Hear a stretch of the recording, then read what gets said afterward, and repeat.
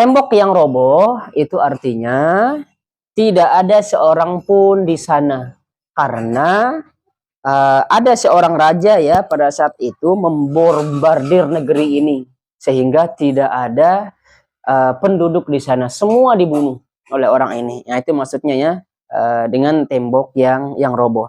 Lalu Uzair mengatakan, apakah Allah ini sanggup ya membuat makhluk baru atau memperbaiki tembok tersebut? Itu kata Uzair. Lalu kemudian Allah mematikan dia. Ya, Allah mencabut nyawanya, kemudian dimatikan selama 100 tahun. Dia dimatikan selama 100 tahun pada awal siang. Pada awal siangnya dia dimatikan selama 100 tahun. Lalu kemudian dia dibangkitkan. Yang pertama dibangkitkan itu adalah matanya. Setelah matanya, dia melihat ternyata dia tubuhnya masih belum bisa bergerak. Akhirnya Allah memberikan menghidupkan dia. Setelah matanya itu dihidupkanlah badan-badannya ini.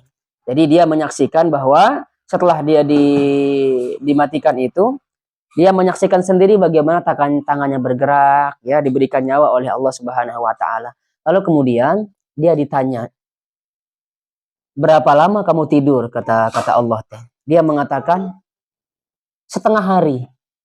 Karena waktu dia dibangkitkan itu akhir siang dia dibangkitkannya. Maka ketika dia menjawab setengah hari. Padahal yang tadi dia dimatikan berapa lama? 100 tahun. Dia nggak percaya. Dia nggak percaya, tapi Allah menyuruh dia untuk melihat makanannya. Makanannya masih ada. Tapi keledainya tinggal tulang belulang saja. Tinggal tulangnya doang. Akhirnya Allah memerintahkan angin ya untuk mengumpulkan tulang belulang tersebut. Tulang belulang tersebut dan memerintahkan tulang belulang tersebut menjadi seekor keledai tanpa daging. Tanpa daging ya. Gimana yang kita ngebayanginnya? Tulang-tulang jadi tapi keledai, jadi keledai. Nah, lalu kemudian setelah Uzair ini dia menyaksikan bahwa ternyata tulang-tulang itu menjadi satu. Lalu kemudian Allah memerintahkan daging-daging keledai itu kembali seperti awal. Jadi tulang yang tadi diselimuti oleh daging. Sehingga utuhlah dia keledai tersebut. Lalu Allah memerintahkan malaikat meniupkan ruh kepada keledai tersebut. Sehingga keledai tersebut bisa bunyi langsung. Itu kekuasaan Allah ya. Lalu kemudian kalau Ashabul Kahfi dia tidur berapa lama? 300 tahunnya, 300 tahun lebih. Nah itu ya. Sedangkan ini 100 ya. Dia mengatakan setengah hari. Begitu juga dengan Ashabul Kahfi.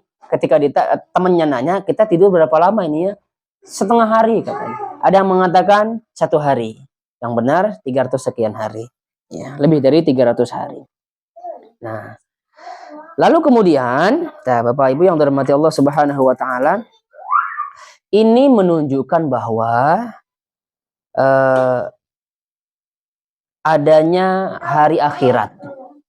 Ya, ini sebagai dalil bahwa adanya hari akhirat.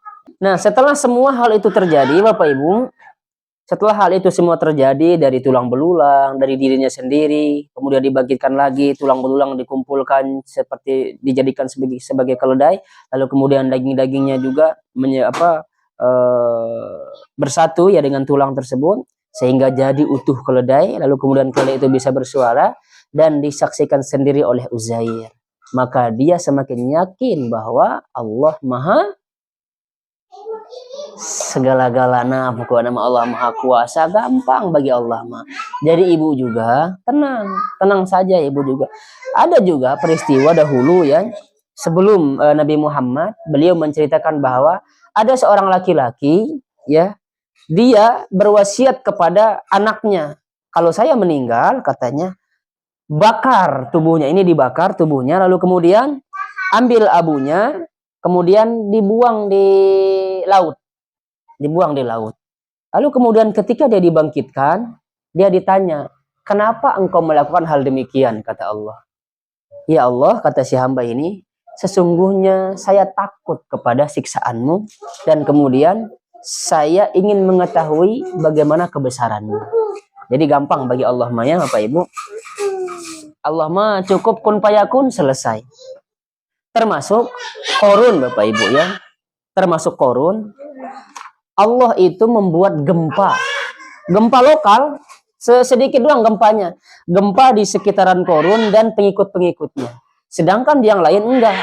Nah, yang di sekitaran Korun itu rumah dan harta-hartanya itu ditenggelamkan oleh Allah. Yang lain mah enggak. Gampang enggak buat Allah? Gampang. Tsunami juga tahun kemarin itu ya, gampang bagi Allah. Ya, bisa saja Allah itu menjadikan tsunami itu se Indonesia, bisa saja. Tapi Allah menginginkan tsunami hanya di sebagian wilayah saja. Gampang bagi Allah Bapak Ibu ya. Jadi oleh karenanya tidak usah khawatir atas apa yang sudah kita alami saat ini. Kalau kita minta demikian dengan hati yang tulus, dengan hati yang benar-benar ingin kita menginginkan sesuatu, mintalah doa kepada Allah, insya Allah akan dikabulkan.